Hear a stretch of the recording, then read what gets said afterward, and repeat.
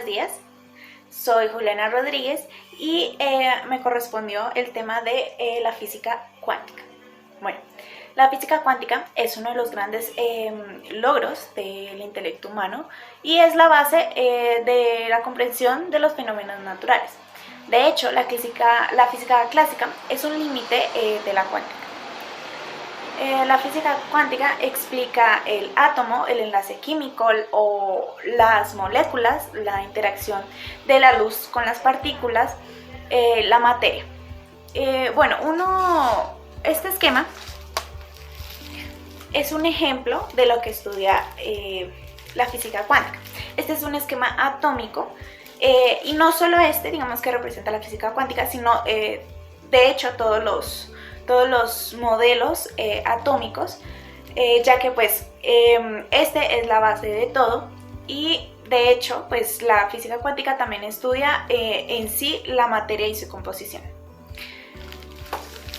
Bueno, aunque la física cuántica describe el mundo a escala atómica, podemos observar sus consecuencias a escala macroscópica en las propiedades térmicas, como la radiación, en las ópticas, como los colores, en las eléctricas, como la clasificación entre aislantes, metales y semiconductores, también en los sólidos cristalinos y en otra área como magnéticas, que es como el ferromagnetismo o el antiferromagnetismo.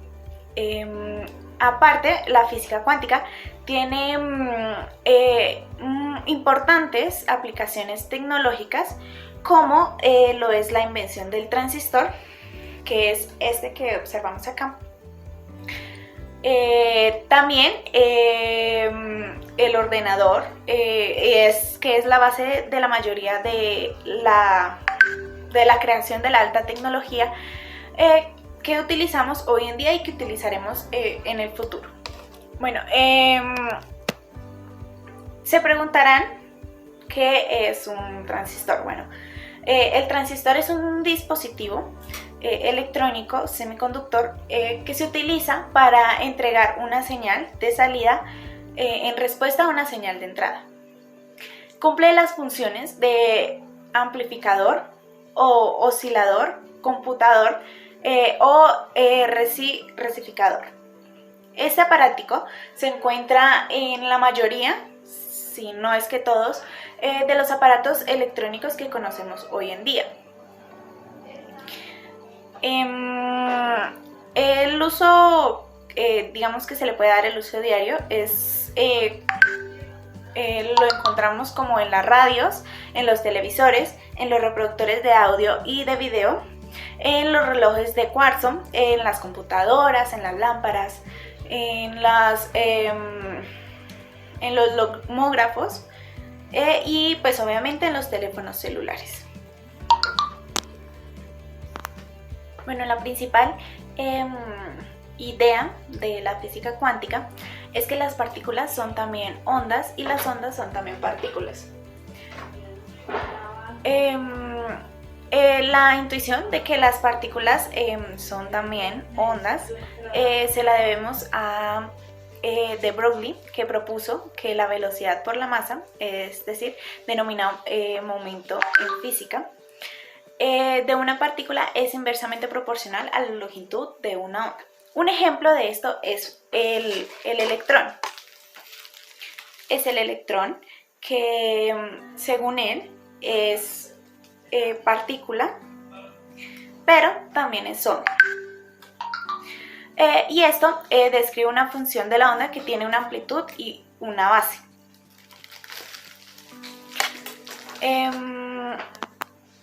Con esto podríamos deducir que la física cuántica es entonces esencialmente probabilística y en contraste a la física clásica, que es determinista.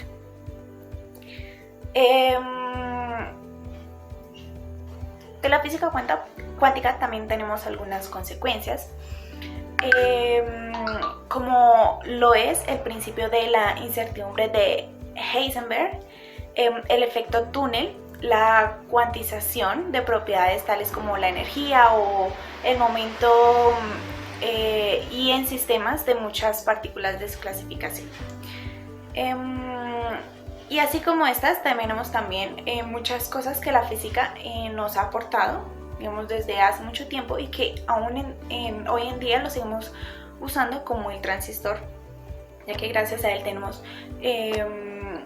varios usos, varios funcionamientos de nuestros aparatos electrónicos que usamos a diario, como por ejemplo el teléfono. Pero también tenemos otras consecuencias como las que acabo de mostrar. Muchas gracias.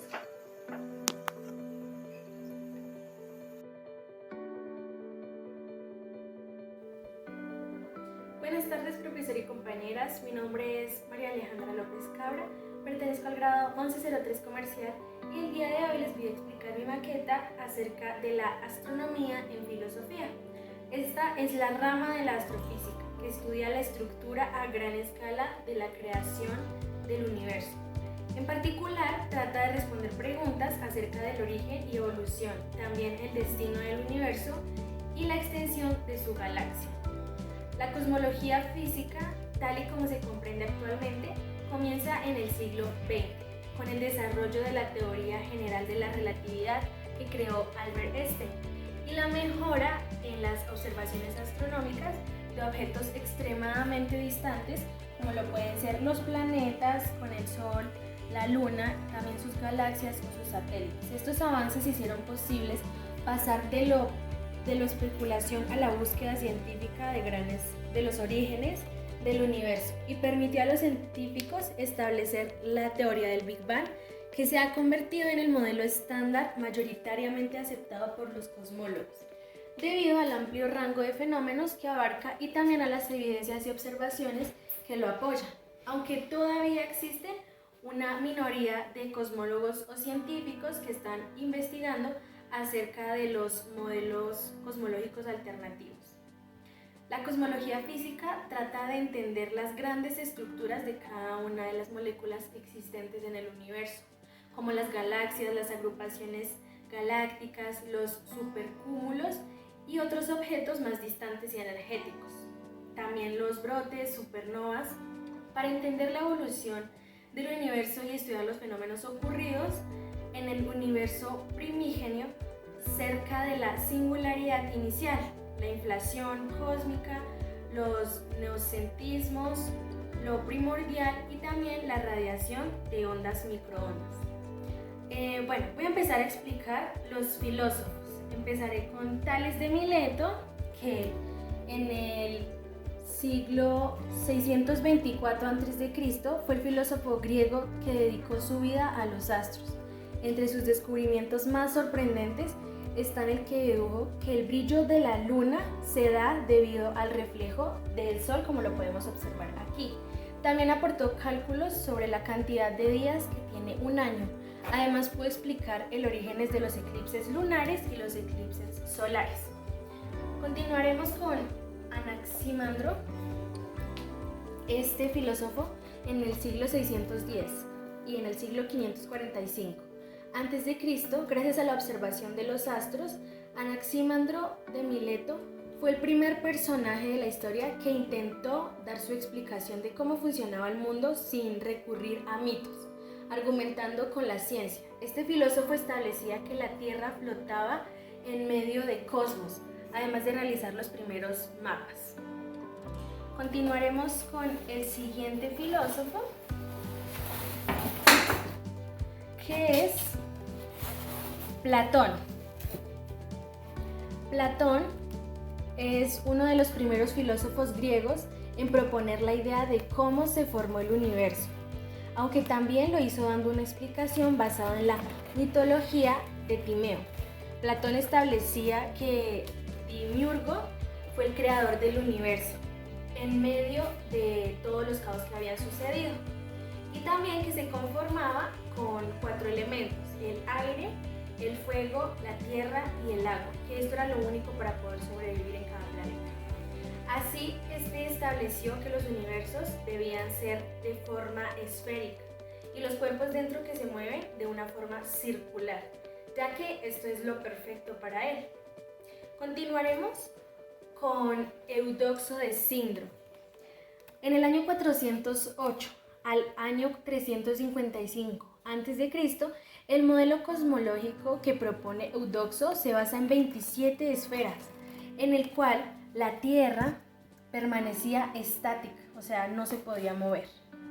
También tenía una forma de esfera, en la cual la Tierra permanecía siempre en la misma posición, mientras que alrededor de ella, así, giraban 3 esferas concéntricas que tenían ejes con sus planetas.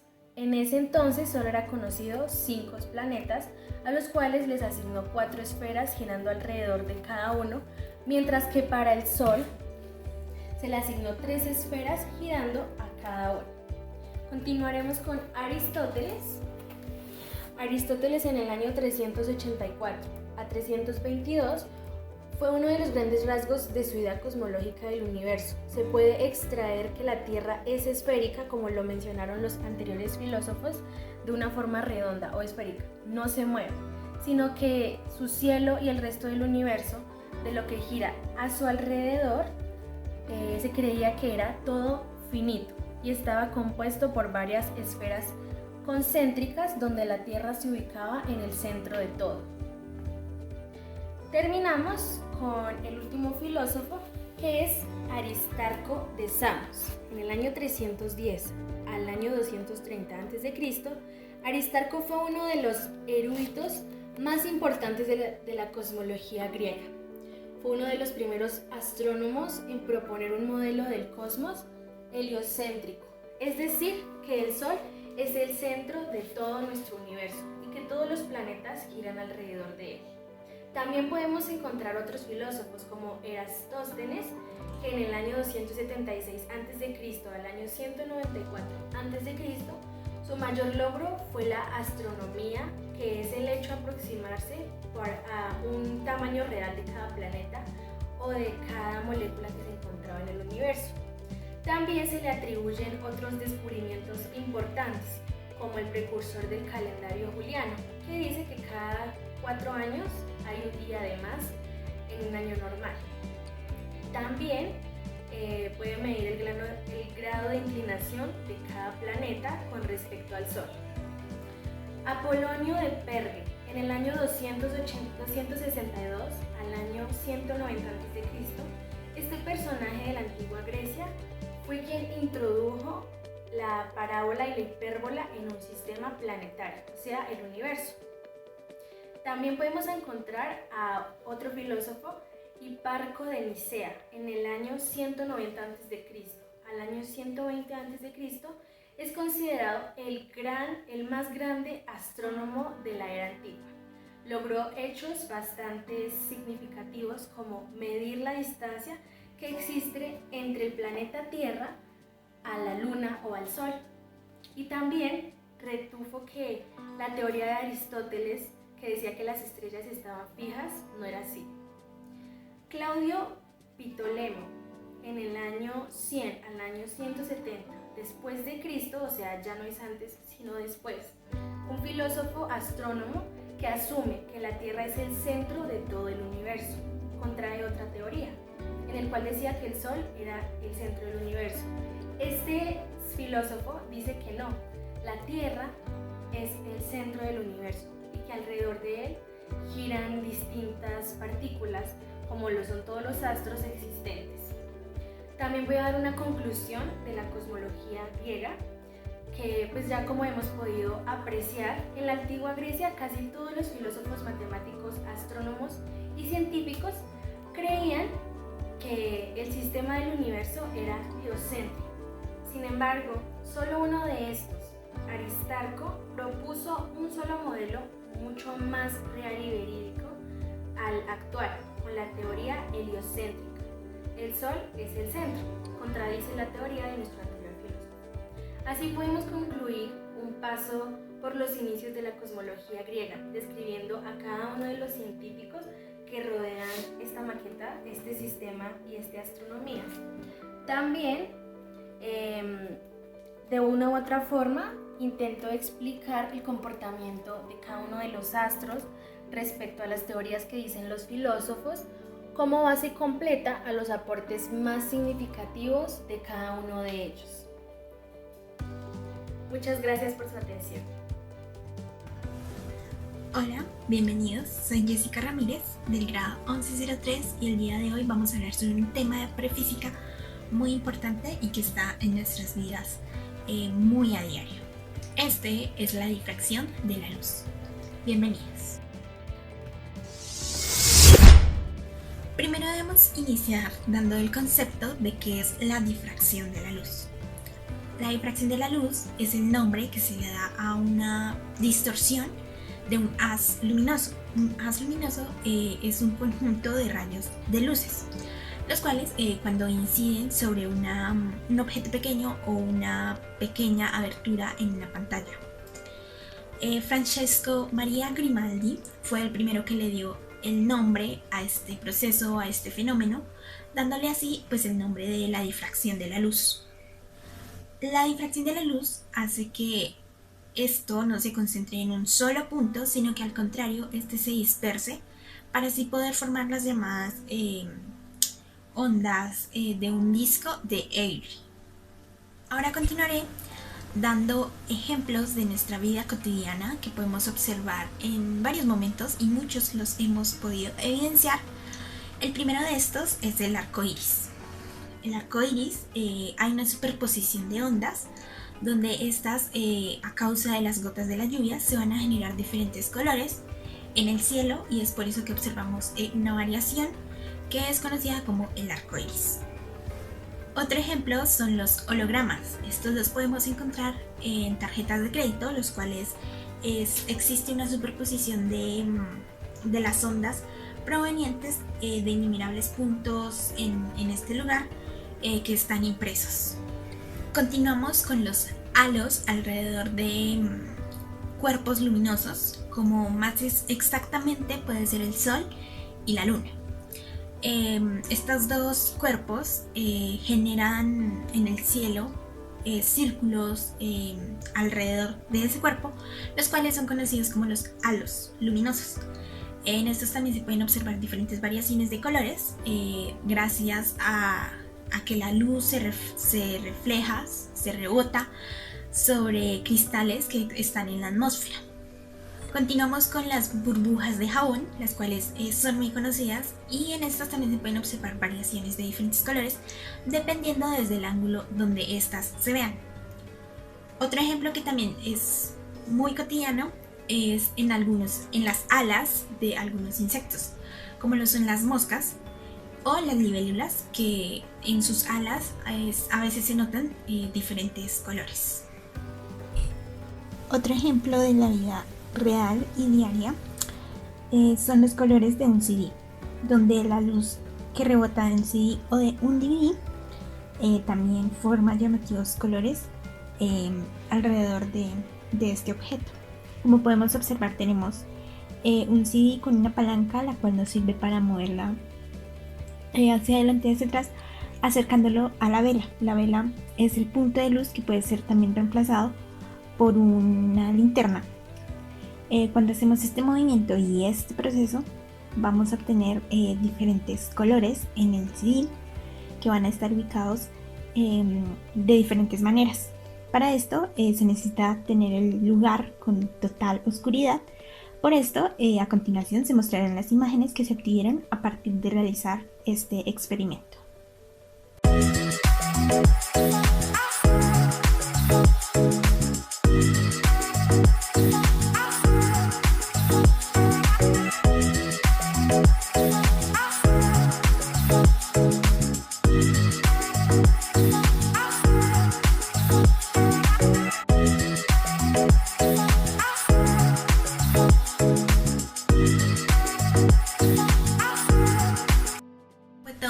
Sobre la difracción de la luz, la cual sí lo tenemos en cuenta. En cualquier lado podemos encontrar este fenómeno que es curioso y muy impactante para todos nosotros. Gracias. Buenas tardes, mi nombre es Laura Catalina Cabral del grado 11.3 y el día de hoy les voy a hablar de la fuerza. Iniciemos. ¿Qué es la fuerza? Una fuerza es una magnitud capaz de modificar la cantidad de movimiento o la forma dada de un cuerpo o una partícula. Esto no se debe ser confundido con los conceptos de esfuerzo o de energía, ya que son muy similares. Continuamos con los tipos de fuerza. Hay 5 tipos de fuerza principalmente.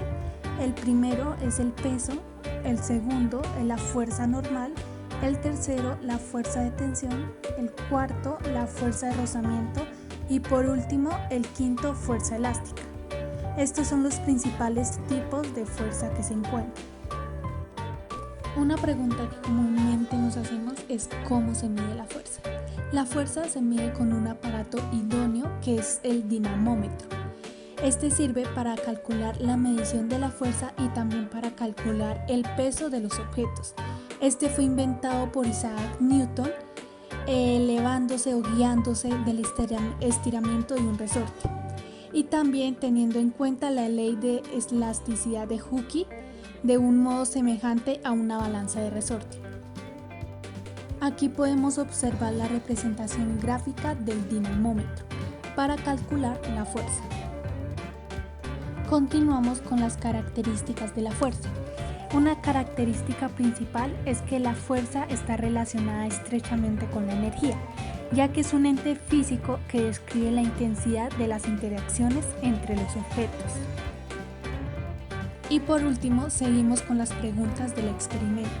Hay 4 preguntas que serán respondidas posteriormente en el video. La primera es ¿qué sucedió? La segunda, ¿qué fue lo que cambió en el experimento?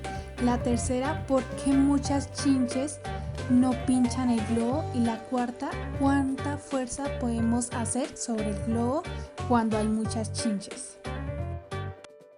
Buenas tardes, mi nombre es Laura Cabral del grado 10.3 y les voy a presentar a continuación mi experimento.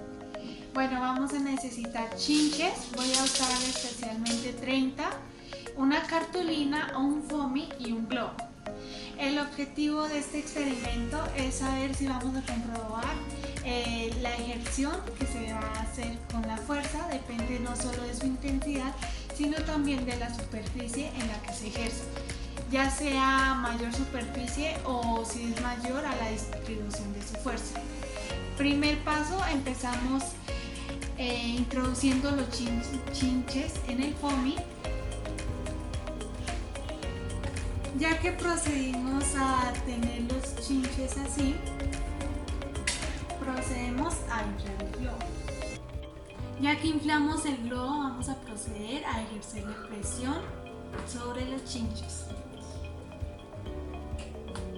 Podemos observar que no se totea el globo cuando le ejerzo la presión. El siguiente paso es empezar a retirar los chinches y dejar solamente uno. Ya que tenemos solamente un chinche, vamos a darle fuerza sobre la bomba. Ya que finalizamos el experimento, muchas gracias por su atención. Buen día, mi nombre es Laura Valentina López Silva y yo les vengo a presentar la física cuántica. ¿Qué es la física cuántica? La física cuántica o mecánica cuántica estudia el comportamiento de la materia cuando las dimensiones de estas son tan pequeñas que empiezan a notarse extraños efectos como la imposibilidad de conocer con exactitud la posición de una partícula o simultáneamente su posición y velocidad, sin afectar a la propia partícula. Dos de los pilares de esta teoría son primero que las partículas intercambian energía en múltiplos enteros de una cantidad mínima posible y segundo que la posición de las partículas viene definida por una función que describe la probabilidad de que dicha partícula se halla en tal posición en ese instante. La teoría cuántica. La física cuántica es la rama de la física que estudia el comportamiento de la materia. La mecánica cuántica puede explicar la existencia del átomo y revelar los misterios de la estructura atómica. Contempla aquello que no se ve y contempla lo no medible. ¿Qué implica la física cuántica? En palabras sencillas, se puede decir que la física cuántica explica que las partículas se comportan de una forma extraordinaria, casi irreales, pueden teletransportarse, atravesar paredes, estar en varios sitios al mismo tiempo, mantienen una incertidumbre y crean un mundo de posibilidades. La historia de la física cuántica. En un breve resumen, el inicio de la física cuántica comienza en el año 1900 cuando el físico Max Planck establece que la energía se irradia en unidades pequeñas denominadas cuantos. La ley de Planck relaciona que la energía de cada cuanto es igual a la frecuencia de la radiación multiplicada por la constante de Planck. Esto fue la base de la teoría cuántica. La frase física cuántica fue acuñada por Max Born y utilizada por primera vez en 1924. Ya luego de esto, en los años consiguientes, esta base teórica fue aplicada en otras áreas del estudio de la ciencia. La física cuántica surgió a lo largo de la primera mitad del siglo XX en respuesta a los problemas que no podían ser resueltos por medio de la física clásica. La aplicación de la física cuántica. Aunque no lo parezca, la mayoría de los dispositivos y objetos que utilizamos y vemos en nuestro día a día están basados en algún principio o fenómeno de la física cuántica. Por ejemplo, el funcionamiento del láser se basa en la mecánica cuántica y se utilizan reproductores de CD y DVD, escáneres de código de barras utilizados en los centros comerciales, herramientas de corte y soldadura utilizadas en industrias o bisturíes de láser utilizados en los campos de medicina. En los universos paralelos. Quise resaltar esta teoría de la física cuántica ya que es una de las más curiosas e interesantes a mi parecer. Los universos paralelos es una hipótesis física en la que entran en juego la existencia de varios universos o realidades más o menos independientes. El desarrollo de la física cuántica y la búsqueda de una teoría unificada, la teoría cuántica de la gravedad, conjuntamente con el desarrollo de la teoría de cuerdas. La teoría de cuerdas y sus teorías derivadas son complejísimas e implican interacciones de fuerzas que aún no han sido comprobadas experimentalmente, pero a fines de entenderla de una manera muy simplificada. Esto han hecho entrever la posibilidad de una existencia de múltiples dimensiones y universos paralelos conformando un multiuniverso. La interpretación de los mundos múltiples de la física cuántica ha existido por casi 60 años. Es una idea muy controvertida que sugiere que nuestro mundo y todo en él está constantemente en división de líneas de tiempo alternativas.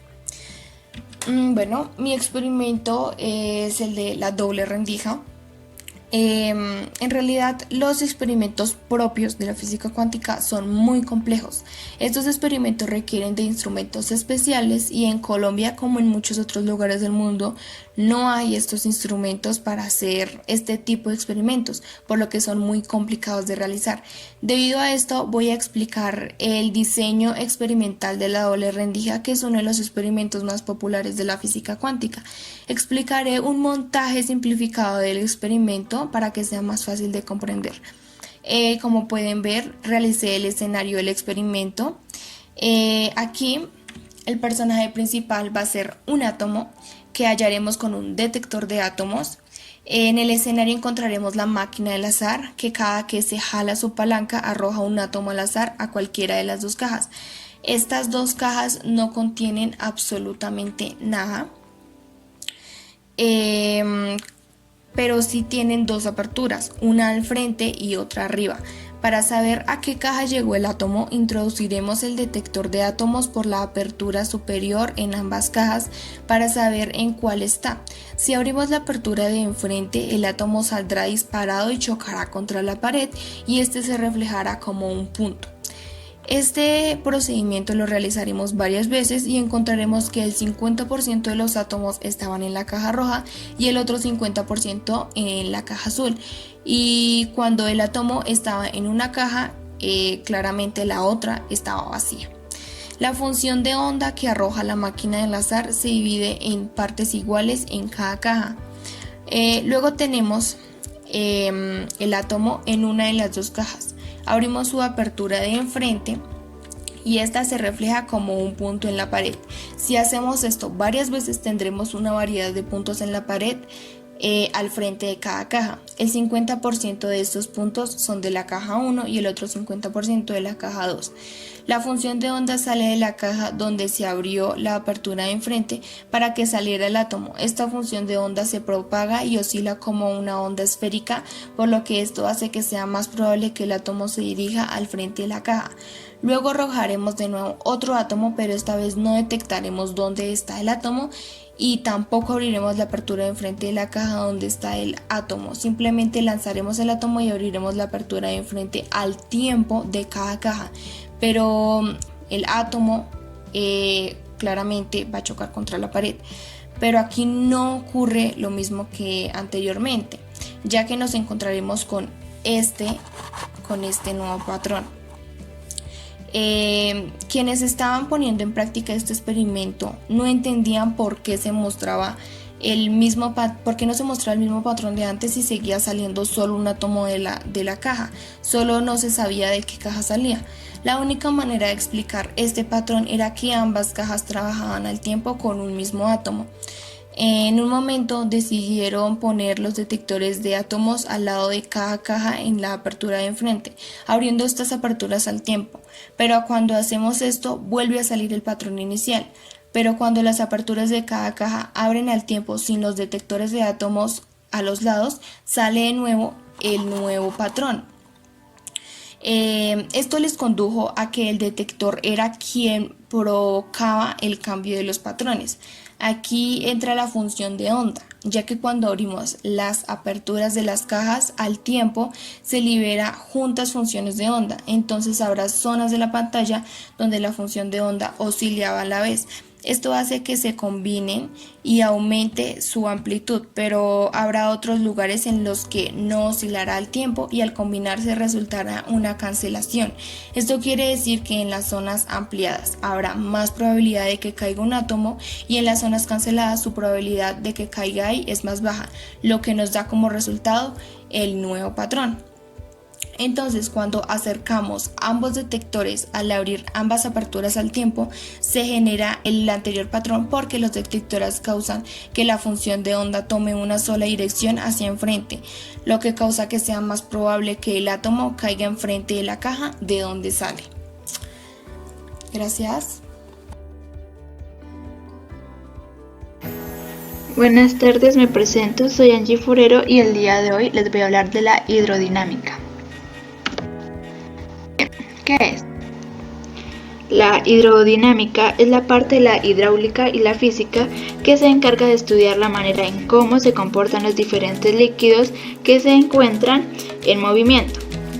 Para lograr este propósito, la hidrodinámica considera, entre otras cosas, una serie de aspectos como la velocidad, la presión, el flujo y el gasto del líquido.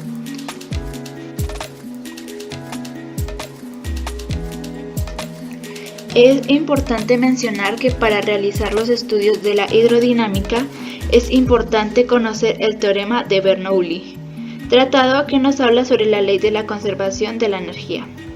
Esto porque el teorema nos indica que la suma de las energías cinética, potencial y de presión que podemos encontrar en un líquido que está en movimiento en un punto determinado es igual a la de otro punto cualquiera. ¿Qué estudia? La hidrodinámica es una ciencia que se encarga de estudiar e investigar principalmente a los fluidos incomprensibles. Esto quiere decir que se encarga de estudiar a los líquidos, porque la densidad de los mismos prácticamente no varía cuando se realizan cambios en la presión que se ejerce sobre ellos. Podemos decir que es la ciencia que nos permite entender cómo los diferentes líquidos pueden llegar a interactuar con el medio y también entre ellos mismos.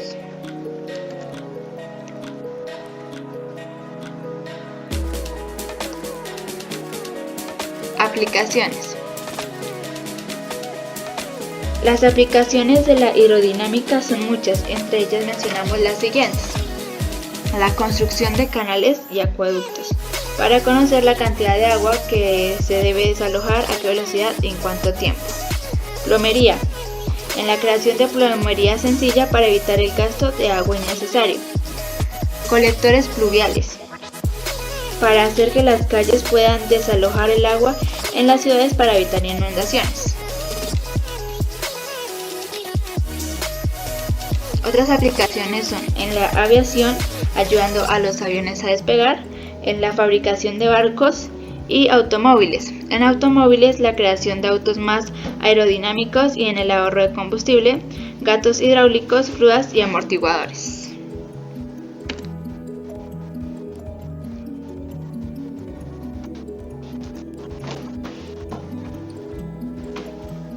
Características. Las principales características de la hidrodinámica se representan por medio de ecuaciones matemáticas y son las siguientes. La ley de Torricelli, que es la ley que nos dice que si en un recipiente que no está tapado existe un fluido y se le abre al recipiente un orificio, la velocidad con la que caerá ese fluido será d. Así como lo vemos ahí, la fórmula de velocidad es igual a raíz de 2 por gravedad por altura. El movimiento de Reynolds, que describe que los fluidos que están en movimiento por medio de la siguiente fórmula. N es igual a P por T por V sobre N, en la cual P es la densidad, D el diámetro del cilindro, V la velocidad y N la viscosidad. El caudal, que es el volumen del líquido que fluye en una unidad de tiempo, y su fórmula es igual a G es igual a V sobre T. Y el principio de Bernoulli, que es el que mencioné en el inicio, el cual es una consecuencia de la conservación de la energía en los líquidos que se encuentran en movimiento.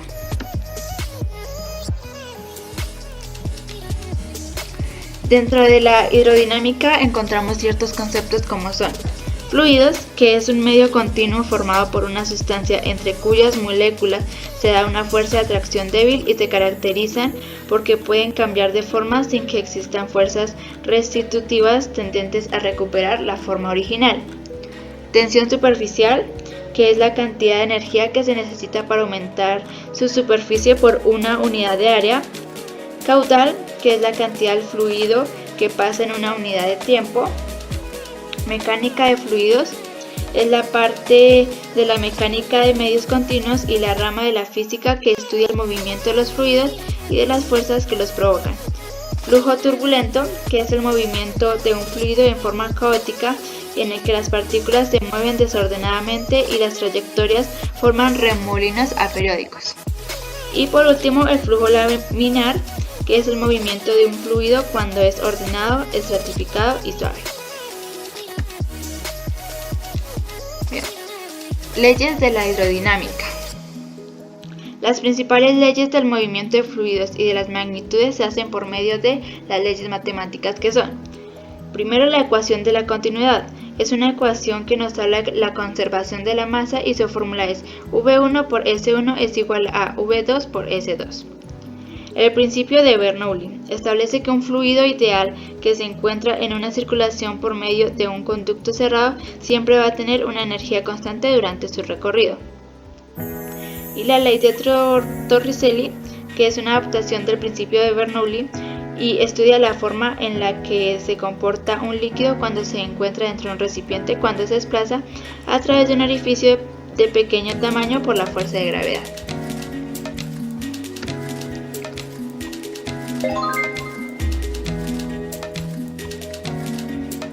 Y por último, la fórmula.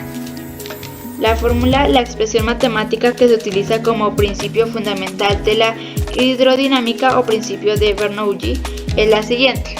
Es la que podemos ahí observar en la diapositiva, en donde P es la presión hidrostática, P minúscula la densidad, G la aceleración de la gravedad, H la altura del punto y V la velocidad del fluido en ese punto.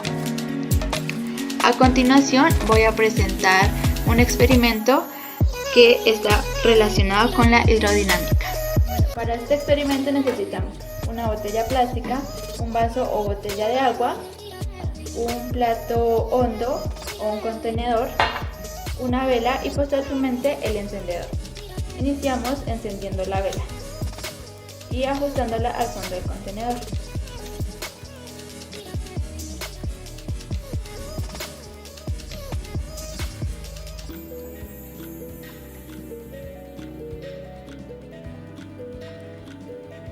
Listo. Una vez que ya está ajustada, procedemos a vertir el agua.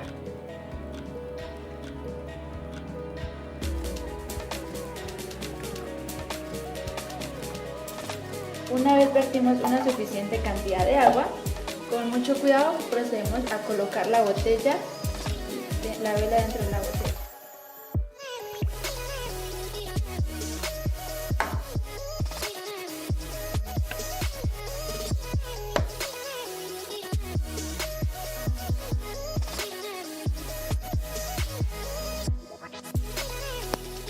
Como vemos, hubo un movimiento del líquido que es el agua.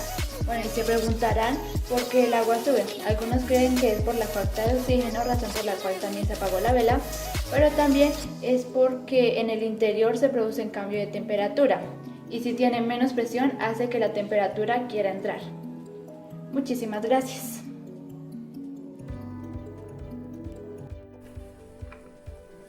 Bienvenidos, mi nombre es Valeria Bello Poveda del grado 1103 y el día de hoy les hablaré sobre el movimiento.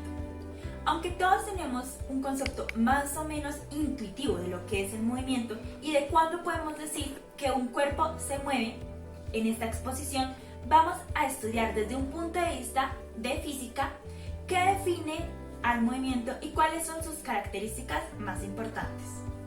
Primero, ¿qué es un movimiento? Movimiento es un cambio de posición o de lugar de alguien o de algo. Es también el estado en que se encuentra un cuerpo mientras éste cambia de posición. Movimiento en física. En física, un movimiento es un cambio de posición o de lugar de un cuerpo en un espacio. Para determinar el movimiento de un cuerpo es necesario establecer y conocer la posición inicial respecto a algún punto de referencia. Recordemos antes que la cinemática es la rama de la física que se encarga del estudio del movimiento.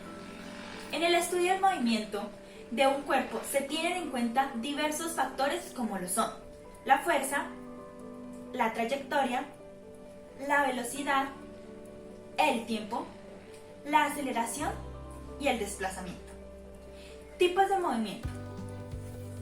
Conforme al tipo de trayectoria que un móvil describa, se puede clasificar el movimiento en las siguientes categorías. Primero, movimiento rectilíneo. Esta tiene dos subdivisiones, que son movimiento rectilíneo uniforme y movimiento rectilíneo uniformemente acelerado. Como segundo tenemos movimiento circular uniforme. Tercero, está el movimiento armónico simple y por último y cuarto, el movimiento parabólico. Características cinemáticas de movimiento. Primero, móvil. Se entiende por móvil que es el objeto en movimiento del cual se quiere estudiar tanto su cinemática como su dinámica. Instante y duración. El tiempo es una magnitud física con la que medimos la duración y la separación de acontecimientos. Posición y desplazamiento. El espacio físico es el lugar donde se encuentran los entes materiales. Trayectoria. La trayectoria es el lugar geométrico de las posiciones sucesivas por las que pasa un cuerpo cuando éste está en movimiento. Velocidad y rapidez. De manera genérica, una rapidez o velocidad se define como la tasa de variación de una determinada magnitud física con respecto al tiempo. Inercia. En física, la inercia es la propiedad que tienen los cuerpos de permanecer en su estado de reposo relativo o movimiento relativo. Un ejemplo puede ser cuando un carro está en un parqueadero. Cantidad de movimiento. Describe el movimiento de un cuerpo en cualquier teoría magnética definida como el producto de una unidad de inercia, un cuerpo en reposo, y una tasa de variación espacial con respecto al tiempo dado en un instante que ya está determinado. Fuerza. En física, la fuerza es una magnitud física que mide la tasa de variación del intercambio de cantidades de movimiento entre dos móviles con respecto a la duración de dicho intercambio. Energía. En física, la energía se define como la capacidad para realizar una transformación en un sistema físico. Por ejemplo, el elevar un objeto, como una pelota, transportarlo, que sería el movimiento, deformarlo o en su defecto calentarlo. Para que me entiendan un poco mejor todo este concepto del movimiento, les presento mi maqueta. ¿Qué es una retroexcavadora? O bueno, la representación de una. Como pueden observar, las jeringas contienen agua. La presión ejercida por estas produce un movimiento. En este caso les explicaré con el cucharón de la retroexcavadora. Al mover esta jeringa, la presión ejercida produce que se genere un movimiento, ya sea o para arriba o para abajo.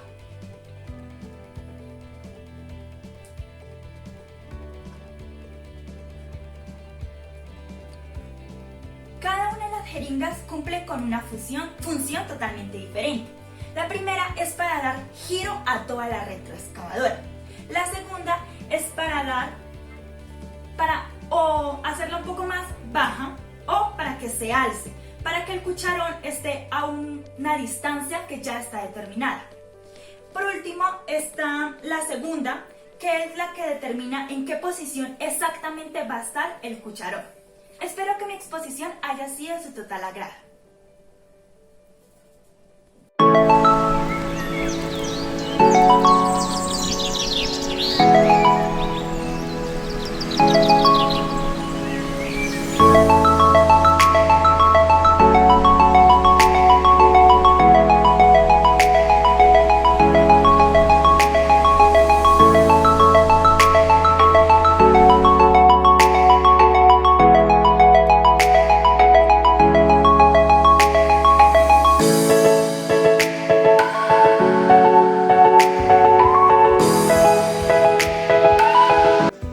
Muy buenos días a todas, mi nombre es Pamela Cristancho del grado 11.3 y el día de hoy me corresponde explicarles ondas.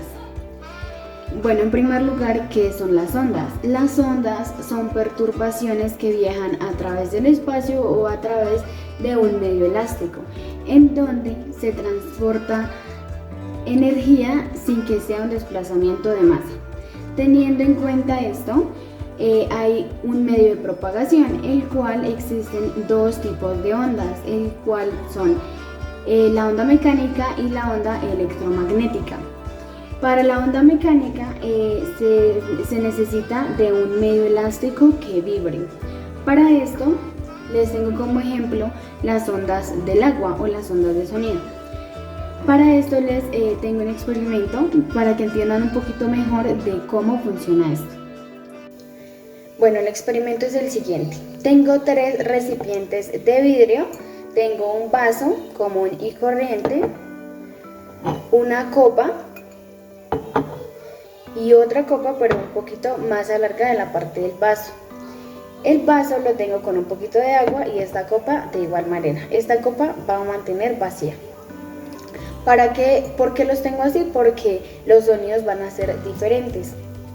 Entonces, bueno, procedo a mojar un poquito los dedos.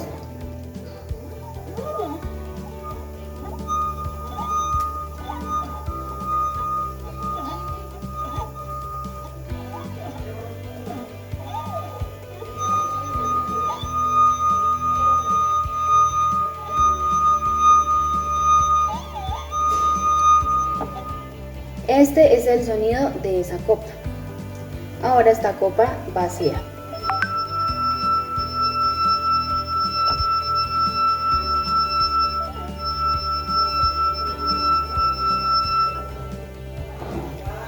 Los sonidos son bastante agudos. Ahora procedo a mojarme el dedo para hacerlo exactamente lo mismo con el vaso.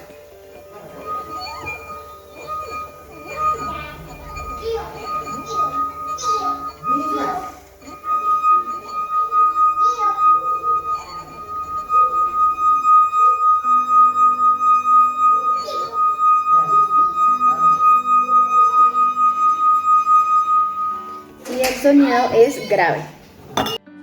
Bueno, por otro lado están las ondas electromagnéticas, el cual son ondas que se propagan en el vacío, como por ejemplo las ondas de radio, las ondas de los celulares, entre otras.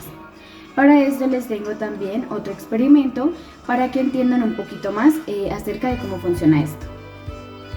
Bueno, para el siguiente experimento necesitaremos de 2 celulares en el cual voy a proceder a llamar de un celular al otro.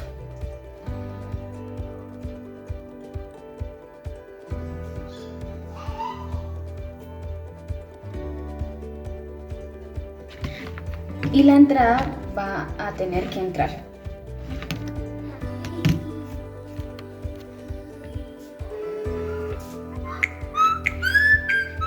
Ahí estoy llamando y la entrada saliendo.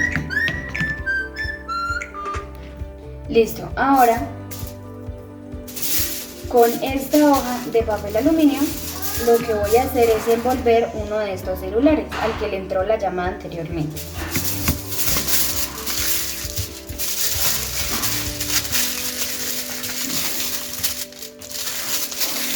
Lo envuelvo de esta manera.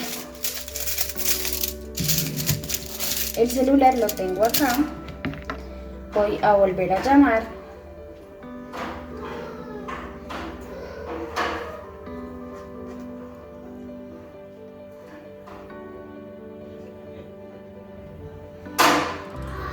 Y la llamada no sale. Tampoco timbra el otro celular.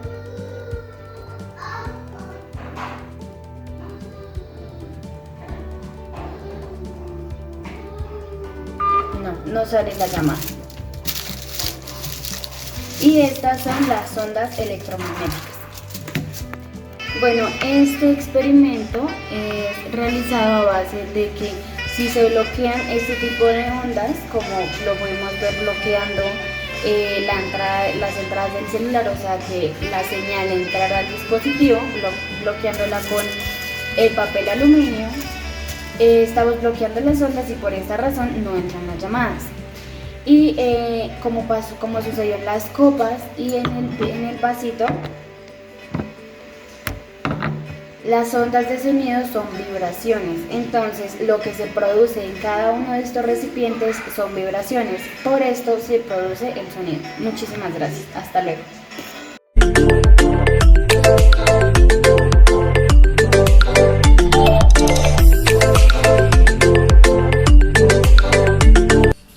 Buenos días, mi nombre es Valeria Murcia Castro y el día de hoy voy a exponer sobre la teoría de la relatividad. Bueno, la teoría de la relatividad nació a los comienzos del siglo XX, cuando se llegó a resolver las contradicciones profundas de la teoría del campo electromagnético y de las partículas materiales cargadas que lo crean. Bueno, para empezar hay que decir que existen dos teorías de la relatividad, o más concretamente que la relatividad tiene dos partes. La primera parte se llama la teoría de la relatividad especial, que fue publicada por Albert Einstein en el artículo en el año 1905. La segunda parte la publicó Einstein después de 10 años, en 1915, y se llama la teoría de la relatividad general. Bueno, la teoría de la relatividad general extiende los resultados de la teoría de la relatividad especial para incluir los efectos de los campos gravitatorios. Para Einstein, todo esto indicaba que ni los fenómenos electromagnéticos ni los mecánicos soportan la idea de un reposo absoluto, sino que sugieren que las leyes del electromagnetismo y la óptica son válidas para todos los sistemas de referencia de los que las ecuaciones de mecánica se verifiquen. Einstein elevó esta sugerencia de la experiencia a postulado y lo denominó principio de la relatividad. Las leyes de la naturaleza son válidas para todos los sistemas inerciales. Además, se introdujo otro postulado. La luz se propaga en el vacío siempre con una velocidad que es independiente en un estado de un movimiento de un cuerpo emisor. Enseguida les voy a presentar el experimento sobre la teoría de la relatividad. En este experimento podemos evidenciar la función que es demostrar cómo es la deformación que genera el Sol. El Sol es un elemento con una masa grande para que genere un peso en la tela que representa el espacio-tiempo entrelazado. Utilizaré canicas que representarán a los planetas. Bueno, en cada planeta, cada uno de ellos sigue una cierta órbita, porque es como si recorriera la lista de deformación generada por el Sol. Como se puede dar cuenta, cada uno de ellos lleva una velocidad y una diferente trayectoria. Y es por eso que las órbitas de los planetas del sistema solar son perfectamente circulares. Y tampoco se comprende una misma distancia, además que tiene que ver que cada planeta tiene diferente masa.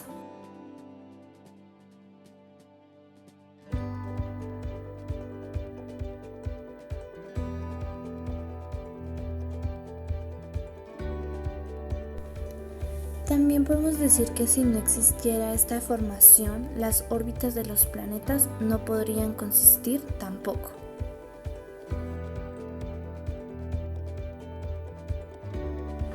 En la teoría de la relatividad se establece una estrecha conexión mutua entre el tiempo y el espacio y la de ambos con un movimiento de la materia. En el movimiento se revela el carácter relativo del espacio y del tiempo. Esta relatividad está relacionada con el hecho de que las extensiones espaciales y las duraciones se representan diversas desde un punto de vista de los cuerpos de distinto movimiento.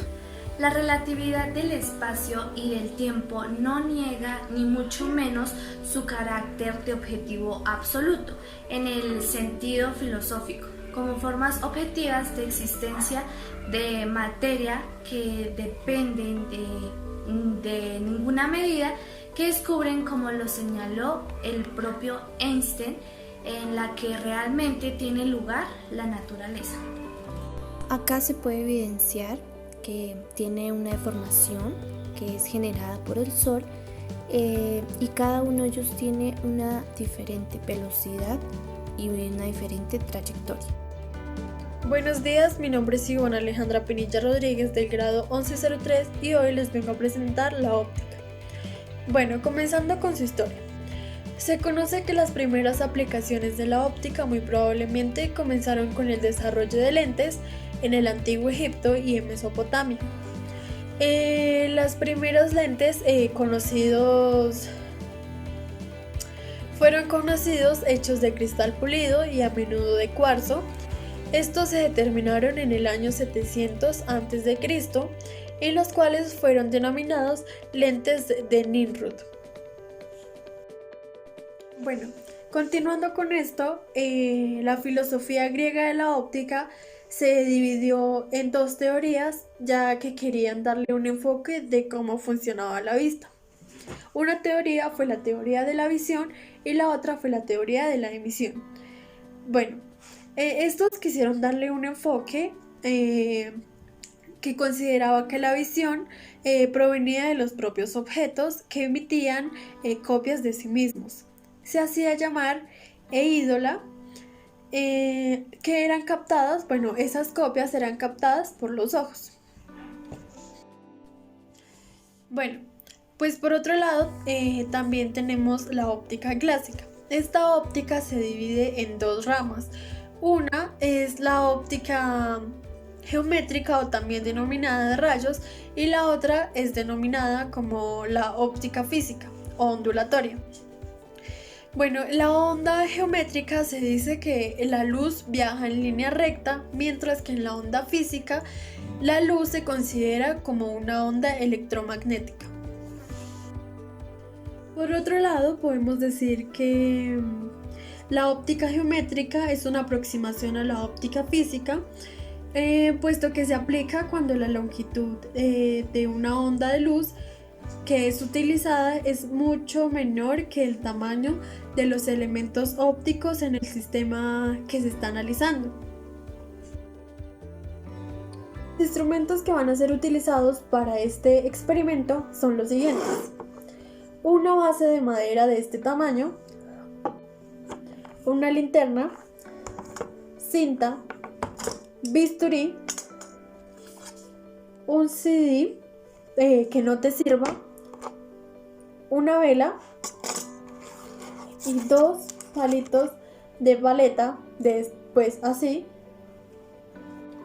y un pedacito de cartón de esta forma. Y a nuestra base de madera le tenemos que hacer una fisura del tamaño, bueno, o de la forma que el CD se quede quieto, o bueno, quede ahí fijamente.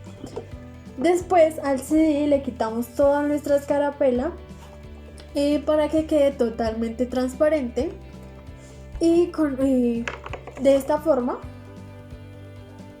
Luego de esto, con un pedacito de cartón o con un cartón o con una vela o algo circular, vas a realizar esto de forma de que no deje pasar la luz por el agujero que tiene el CD.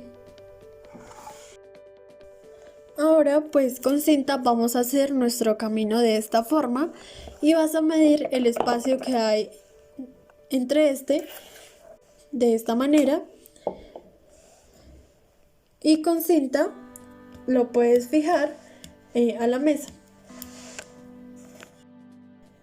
Después de haber realizado esto y de tener nuestro CD así, vas a colocar el CD fijamente en nuestra base. Luego apagas todas las luces y colocas la linterna detrás de él para poder realizar la siguiente acción. La explicación de este fenómeno es que este se debe a que todas las fuentes lumínicas otorgan la misma longitud de onda y por consecuencia el rango espectral es diferente de una fuente a otra.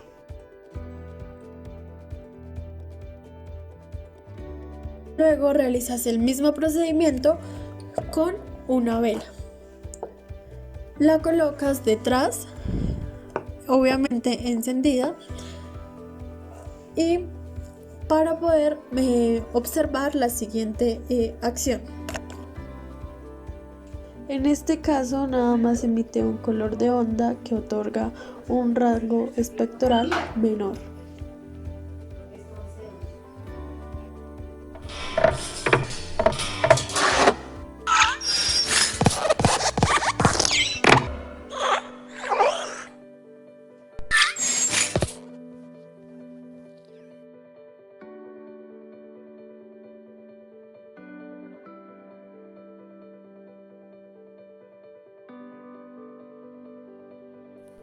Buenos días, mi nombre es Juliet Figueroa. El día de hoy voy a presentar mi experimento sobre la termodinámica, para el cual vamos a utilizar una lata que pues le debemos abrir un pequeño orificio, por el cual le vamos a introducir aproximadamente 25 mililitros de agua.